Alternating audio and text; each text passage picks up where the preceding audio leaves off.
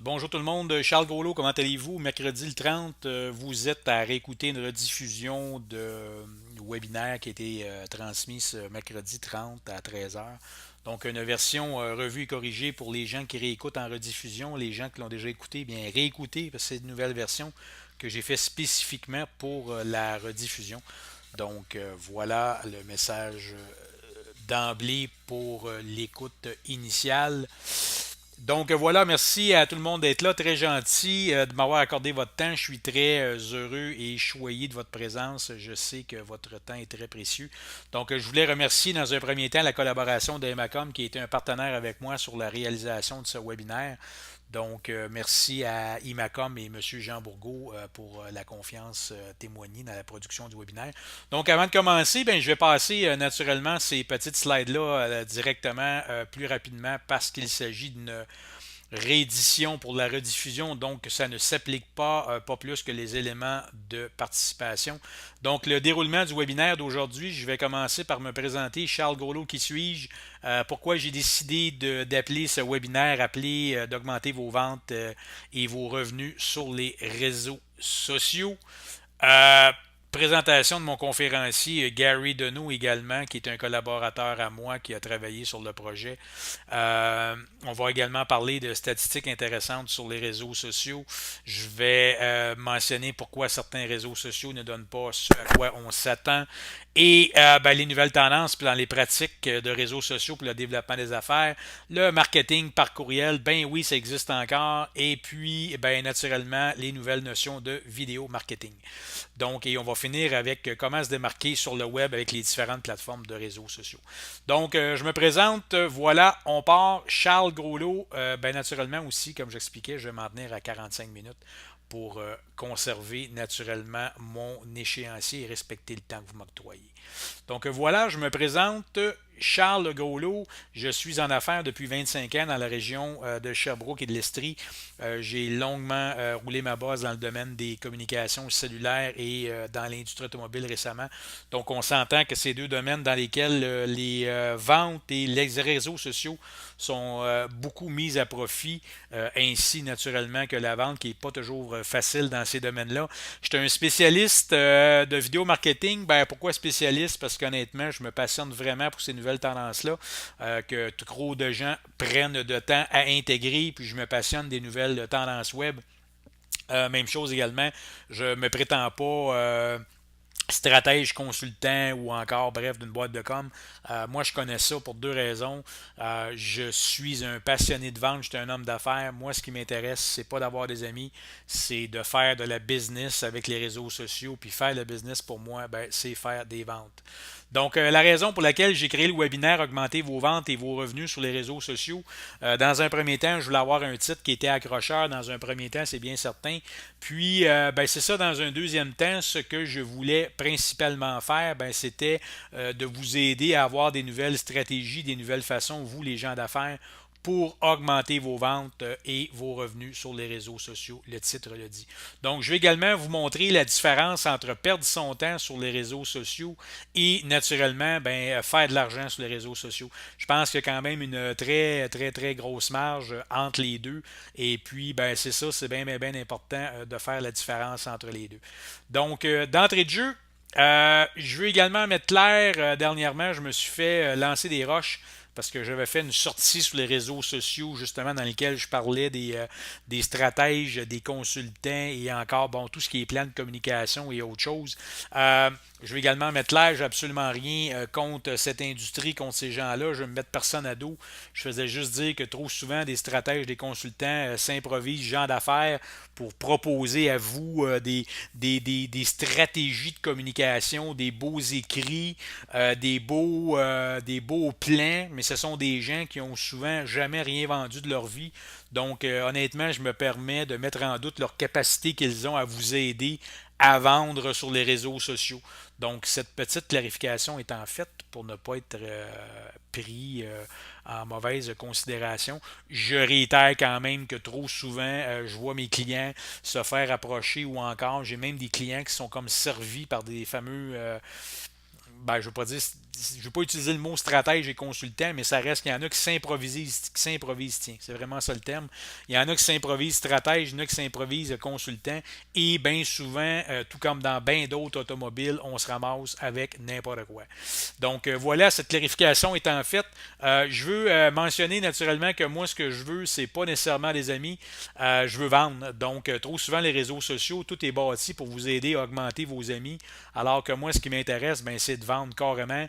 Puis, ben, je suis convaincu que vous, amis, clients, hommes d'affaires qui me suivent, vous avez la même préoccupation que moi. Alors que justement, les pseudo-stratèges, les pseudo-consultants, eux, ben, ce qui les intéresse, puis la seule unité de mesure qu'ils ont, c'est de vous aider à avoir plus d'amis puis plus de j'aime. Puis honnêtement, réseaux sociaux, c'est pas là que ça se mesure.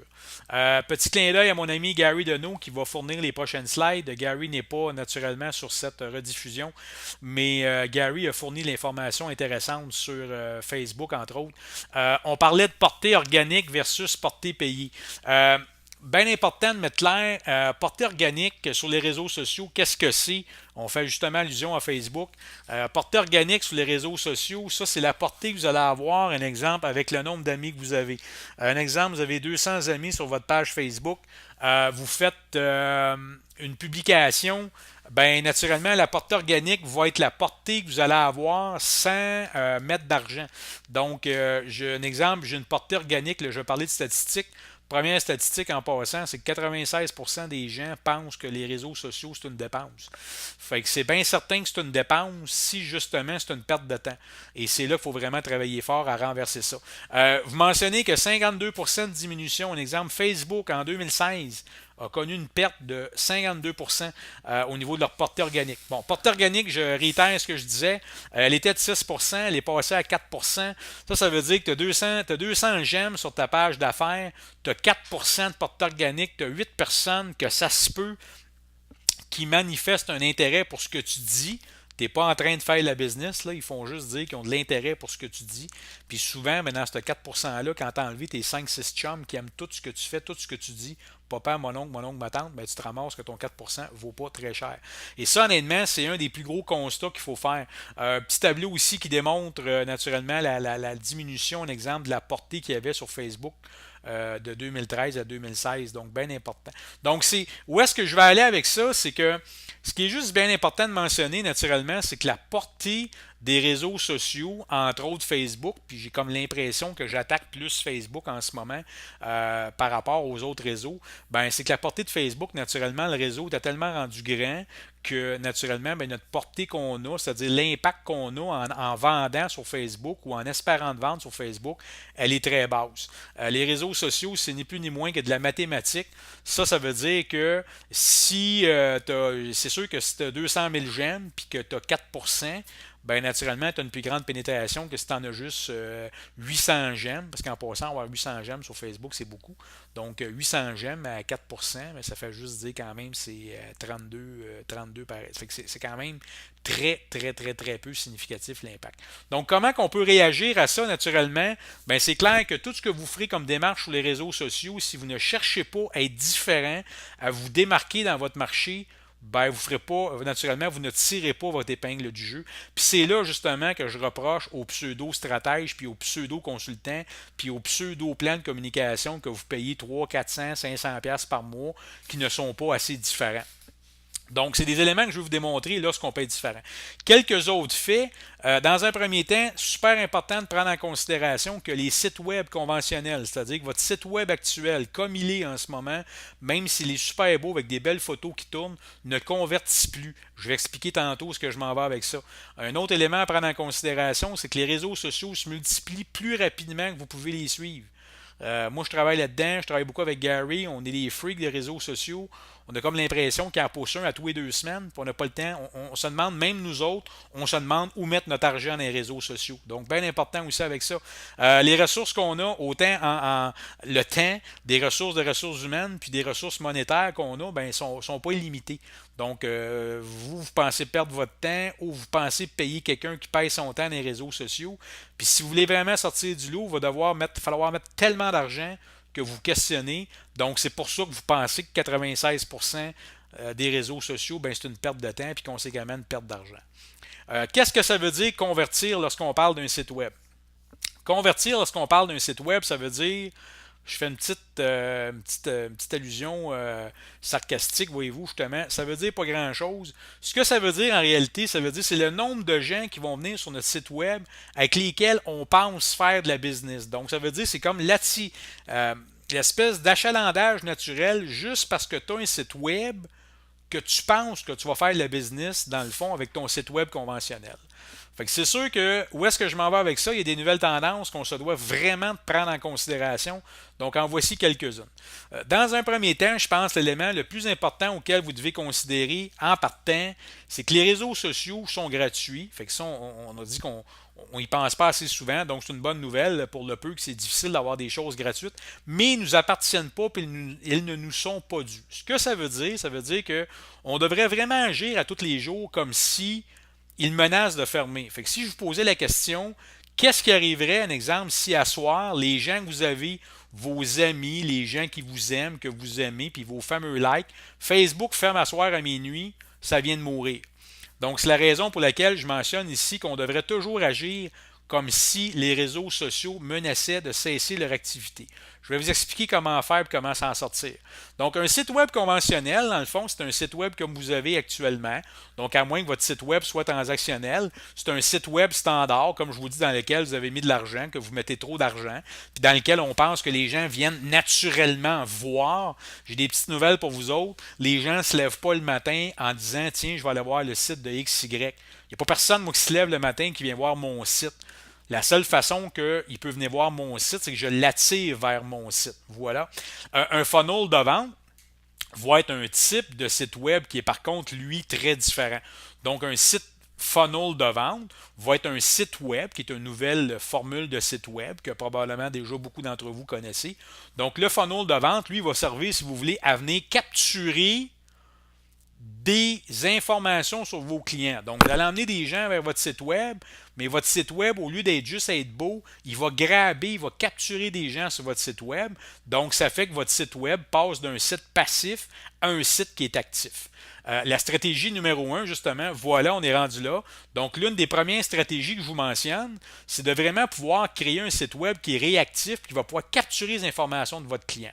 Donc, plutôt un exemple que d'espérer que les gens viennent voir votre site, la première stratégie que j'ai à proposer, c'est qu'on devrait se servir des réseaux sociaux pour aller capturer les gens. C'est-à-dire que, voyez-vous, je ne dis pas que les réseaux sociaux sont plus bons, mais au lieu de faire la business qui reste dans les réseaux sociaux, on devrait carrément aller capturer les gens. C'est-à-dire aller établir des relations avec des gens, puis tenter d'avoir des stratégies, puis c'est là qu'il faut que nos promotions soient bâties pour les sortir des réseaux sociaux. Fait que si Facebook fermait ce soir, moi, à minuit, ben moi, j'ai capturé, je vous dirais, probablement 75% de mon monde à moi qui sont dans Facebook, je les ai sortis de mon Facebook. Donc voilà. Donc la stratégie numéro 1, c'est vraiment de monter une stratégie dans l'optique de capturer les gens. Je vais vous montrer un exemple très, très, très concret de ça. Je vais, entre autres, voyez-vous, vous démontrer comment moi, je travaille à capturer mes clients. Donc voilà, moi je vous donne un exemple d'une façon dont j'opère beaucoup. Moi je travaille beaucoup avec LinkedIn, donc je vous fais une démonstration, un exemple de comment moi j'ai capturer un client. Donc moi je décide souvent, entre autres, pourquoi je travaille avec LinkedIn. Excusez-moi, pour moi LinkedIn est un réseau qui me permet de faire beaucoup de business parce que ma clientèle est là. Voyez-vous, ma clientèle à moi est beaucoup plus sur LinkedIn que ma clientèle va se retrouver sur un exemple Facebook. Donc moi je me dis, ok, je veux travailler à trouver des conférenciers. Donc excellent, je vais dans LinkedIn, conférencier, je tape conférencier, voilà. LinkedIn va m'en sortir, là, écoutez, plus que je réussirai jamais à en capturer dans la semaine. Je pense, voyez-vous, j'ai 4900 contacts qui contiennent le mot conférencier. Pas beaucoup plus compliqué que ça. Donc, voyez-vous ici, je suis un exemple sur un Rémi Perra. Voilà, M. Perra. Je vais aller voir ce qu'il fait. Bingo. Je vais aller sur la fiche de Rémi Perra. Génial. Je vois ce que M. Perra fait. J'ai envie de devenir ami avec M. Perra parce que j'aimerais ça faire de la business avec lui. Ce que je vais faire, je vais cliquer sur se connecter. Je vais automatiquement faire une demande de relation avec M. Perra. Je pense que vous êtes familier avec LinkedIn. Mais voyez-vous, déjà dans ma façon d'interpeller M. Perra, plutôt que de me servir du message boboche qui dit bonjour, j'aimerais rejoindre votre réseau LinkedIn, je vais vraiment faire un message personnel. Bonjour, M. Perra. blablabla, bla, bla, mon nom est Charles Gaulot, voici ce que je fais, puis voici pourquoi je voudrais rentrer en communication avec vous. Donc, la bonne nouvelle que ça a, c'est que M. Perra, à ce moment-là, va se sentir beaucoup plus interpellé que je l'ai approché comme n'importe quel autre contact qui veut juste faire de la business avec lui ou qui veut justement juste chercher à avoir plus d'amis. De par le fait que je vais interpeller M. Perra beaucoup plus directement avec un message personnel, j'ai beaucoup plus de chances qu'ils veulent me répondre. Voilà la première approche. Quand M. Perra va avoir accepté maintenant ma demande d'amitié, ben automatiquement, je vais recevoir un message dans mon inbox que M. Perra a accepté ma demande d'amitié. Donc, je vais aller en prendre un ici. Voyez-vous un exemple ici, un M. Guillaume Jean qui a accepté de rejoindre mon réseau. Deuxième étape que je vais faire, je vais écrire un message clair à M. Jean lui disant merci beaucoup d'avoir accepté mon invitation à rejoindre mon réseau LinkedIn. Maintenant, voilà, j'aimerais faire de la business avec vous et j'aimerais vous démontrer comment je pourrais vous aider. Voilà, c'est ce que je lui ai écrit. Et dans mon message, qu'est-ce que je vais faire? Je vais diriger M. Jean vers un site, vers ce que moi j'appelle une page temporaire pour emmener M. Jean. Donc voilà, je vous montre de quoi la page a l'air. Donc, automatiquement, les gens, lorsqu'ils cliquent, parce que les gens sont curieux, les gens vont cliquer sur mon message d'invitation. Donc, c'est un peu comme si je lui disais, clique là-dessus, je m'en vais te sortir de LinkedIn. Donc, les gens se ramassent sur une page que j'ai bâtie. Voyez-vous ici, bonjour et merci à toutes mes nouvelles relations. LinkedIn, les gens ont vraiment l'impression que j'ai bâti ça spécifiquement pour eux autres. Un message personnel de Charles Gaulot. J'ai une vidéo qui part qui dit merci Monsieur LinkedIn, merci d'être ami avec moi, bla bla bla bla bla. Vous voulez voir de quoi, qu'est-ce que je fais, qu'est-ce que je peux faire pour vous? Cliquez vers mon site web. Les gens cliquent automatiquement sur ce bouton-là, se ramassent sur mon nouveau site web. Donc là, à ce moment-là, je les ai pris des réseaux sociaux, je les ai capturés, je les emmène vers mon site web. Là, sur mon site web, ils vont pouvoir voir ce que je fais. Donc, j'ai drivé, j'ai sorti mon client des réseaux sociaux, je l'ai emmené sur mon site web. Mon client veut voir ce que je fais, veut voir qu'est-ce que j'ai comme offre de service. Il va m'entrer ses coordonnées. Voyez-vous, moi, c'est une condition. Je veux que tu vois mes coordonnées. Je veux que tu me donnes tes coordonnées pour pouvoir voir mes programmes et voir ce que je vais pouvoir te montrer. Encore, voyez-vous, beaucoup d'intégration vidéo dans ce que moi je fais. Fait que voyez-vous, je suis parti carrément des réseaux sociaux, je t'ai capturé, je t'ai emmené vers mon site web, mais j'ai maintenant tes coordonnées. Donc, moi, LinkedIn peut fermer à soir à minuit, il n'y a aucun problème. Guillaume Jean, je l'ai sorti de là. Donc, vraiment, ma stratégie numéro 1. Stratégie numéro 2, justement, comme j'expliquais, vous utilisez les réseaux sociaux pour les capturer et les sortir de là. Stratégie 2.1, je fais une petite parenthèse ici. Soyez créatifs dans la façon dont vous créez vos stratégies, vos concours. C'est vraiment impressionnant de voir des concours poches, pour ne pas dire boboches, qu'encore des pseudo-stratèges, des pseudo-consultants, puis des pseudo-plans de communication faits. C'est fini, là, gagner 2 hot dogs contre un gemme. Je veux dire, si la business, vous avez besoin d'échanger 2 hot dogs ou un repas au restaurant contre une relation d'affaires, c'est parce que probablement que votre client, vous n'avez pas réussi suffisamment à positionner ce que vous faites comme homme d'affaires. Honnêtement, c'est mon opinion, je la respecte, mais moi, c'est pas de même, je fais de la business. Donc, soyez créatifs dans vos concours, dans votre façon d'approcher. Stratégie numéro 3, comme j'expliquais, vous les dirigez vers votre entonnoir de vente, comme je viens de vous le démontrer. Les gens entrent leurs coordonnées dans votre base de données, c'est-à-dire qu'en arrière de votre entonnoir de vente, il y a une base de données qui va cueillir leur information. Vous capturez leurs données, ces gens-là se ramassent dans votre base de données, là sont rendus dans vos dossiers. C'est à vous maintenant à leur envoyer une campagne courriel, leur dire hey, merci d'être de mes clients, merci d'être dans ma base de données. Là, à ce moment-là, voyez-vous, je peux, si vous voulez, segmenter mon client, c'est-à-dire je vais faire du forage de données. Je vais essayer de savoir maintenant ce que mon client aime, de ce qu'il n'aime pas. Et là, maintenant, je vais pouvoir échanger avec lui, mais je vais pouvoir échanger en dehors de réseaux sociaux. Moi, j'ai plus besoin de LinkedIn. LinkedIn m'a servi à le sortir de là. Là, maintenant, j'ai une relation en parallèle avec ce client-là. Donc, pour faire une histoire courte, les campagnes courriels, ça existe encore, c'est encore bon. J'ai des petites surprises pour vous autres. 65% des ventes, ils se font encore par campagne courriel. Donc, les gens qui pensent que les ventes se font maintenant soit juste en ligne, c'est pas vrai. Les gens n'ont pas de problème avec une campagne courriel. Il n'y en a pas de problème. La seule affaire qui est bien importante, c'est que tu t'assures de qualifier ton client dans ta base de données. Tu t'assures de vraiment savoir ce qu'il aime de ce qu'il n'aime pas. Puis naturellement, ben, quand tu vas savoir ce qu'il aime de ce qu'il aime pas, tu vas pouvoir y envoyer plus de ce qu'il aime puis pas de ce qu'il veut pas. Ce qui a brûlé les gens, je pense, dans les campagnes courriel, c'est de se faire achaler, si vous voulez, de se faire bombarder avec des choses que moi, j'ai pas demandé. Si moi, tu me connais comme il faut, tu sais que j'aime l'automobile, tu m'envoies des Mercedes, des Volvo, des VUS, tu sais que je vais triper là-dessus. Puis si tu apprends à me connaître, tu m'enverras pas des pick-up, j'aime pas ça. Donc, si tu m'envoies plus de ce que je veux, il n'y a aucun problème, je vais te lire. Par contre, tu vas me perdre si tu ne respectes pas ce que j'aime pas puis tu me bombardes. Donc, stratégie numéro 6, bien naturellement, lorsque mon client, je l'ai, il est capturé, mais il ne faut juste pas que j'oublie que ce client-là, il va me donner de la business, puis il va m'en redonner encore. Fait qu'au lieu que je passe tout mon temps, tout le temps à développer des nouveaux clients, je devrais mettre autant d'énergie sur mes clients actuels, à les fidéliser puis les récompenser, que de développer toujours des nouveaux clients.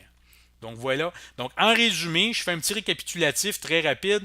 J'utilise les réseaux sociaux pour identifier mes clients potentiels, je les capture, je les sors des réseaux sociaux, je les emmène vers ce qu'on appelle une landing page, une page d'accueil, appelez ça comme vous voulez, je les capture de là, je ramasse leurs coordonnées, je les mets dans ma base de données, je les segmente, j'essaie de savoir ce qu'ils aiment, de ce qu'ils n'aiment pas, puis je me mets à communiquer avec eux autres on the side. Les réseaux sociaux, c'est pas grave pour moi. LinkedIn, tu peux fermer à soir, il n'y a pas de problème.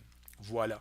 Puis naturellement, ben, je le vends. Et lorsque je leur ai vendu, ben, je vais pouvoir les récompenser, les fidéliser, puis tenter de leur revendre encore plus. C'est là que les nerfs de la guerre se jouent. Maintenant, comment faire vraiment pour se démarquer? Comment faire pour attirer la clientèle? Maintenant, les gens me disent, OK, maintenant, je vais aller sur les réseaux sociaux.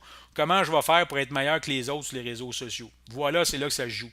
Les nouvelles tendances de réseaux sociaux. C'est sûr que tout ce qui est vidéo marketing, tous les gens qui, comme moi, font du contenu vidéo, c'est super winner. Élément numéro 2, justement, des webinaires que tu produises, tu diffuses, puis tu héberges du contenu vidéo, c'est winner. Que tu également te serves des réseaux qui émergent, les nouvelles tendances, Instagram, c'est hot, oui c'est hot, faut aller vers Instagram. Donc de se préoccuper des nouveaux réseaux qui émergent, c'est très hot également. Même chose, les blogs. Les gens disent, tu bon publier du contenu? Absolument, c'est très bon. Tu peux faire du contenu écrit, tu peux faire du contenu vidéo dans la mesure où tu en fasses et que tu en fasses régulièrement. Ça, c'est des nouvelles tendances auxquelles il faut vraiment se lancer.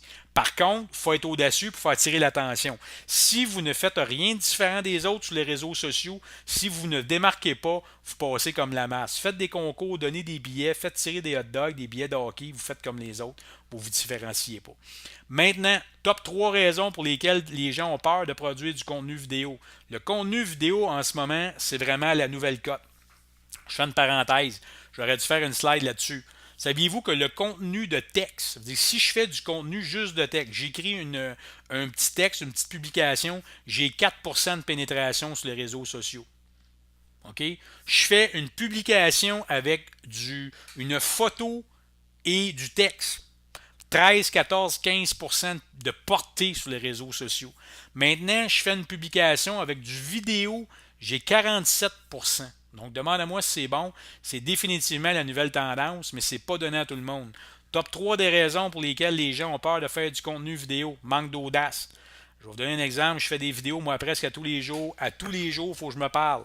À tous les jours, moi aussi, c'est sûr que j'ai un petit peu moins de comment je pourrais dire, je suis assez, je ne vais pas dire audacieux, mais je me lance, je ne me pose pas de questions, mais à tous les fois, il faut que je me parle quand même. Donc, vous manquez d'audace. Élément numéro 2, on manque de connaissances techniques, on se demande comment faire, on pense que c'est bien compliqué de faire du vidéo. Pourtant, c'est si simple. Le meilleur outil qu'il n'y a pas pour faire du vidéo, là, je le cherche chez mon téléphone.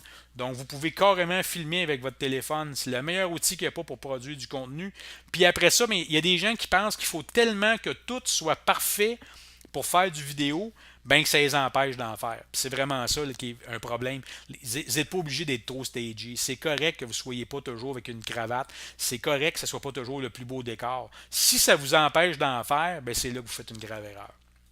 Maintenant, les tendances qui sont out. Naturellement, les tirages boboches, j'en ai parlé tantôt. Faites tirer des billets de hockey si tu vends des fenêtres, honnêtement, c'est pas fort. Il faut pas.